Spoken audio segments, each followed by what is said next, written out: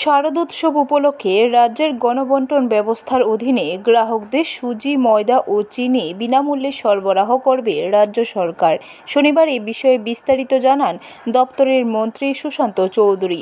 তিনি বলেন, এটা রাজ্য সরকারের একটি জনমুখী পদক্ষেপ হিসেবে গত বছরের মতো এই বছরেও রাজ্যে 9.90 লক্ষ রেশন কার্ডধারী পরিবারের মধ্যে গণবণ্টন ব্যবস্থার মাধ্যমে বিশেষ উৎসব বরাদ্দ হিসেবে সুজি, ময়দা ও চিনি বিনামূল্যে বিতরণ করার সিদ্ধান্ত নেওয়া হয়েছে।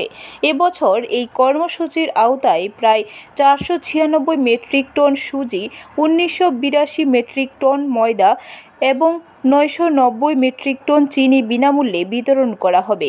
এজন্য মোট আনুমানিক ব্যয় হবে 7 কোটি টাকা, যা রাজ্য সরকারের পক্ষ থেকে ভর্তুকি হিসেবে প্রদান করা হবে।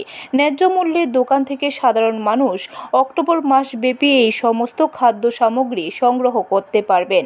প্রত্যেক রেশন কার্ড প্রতি 500 গ্রাম সুজি, 2 কেজি ময়দা ও 1 কেজি চিনি পাবেন গ্রাহকরা।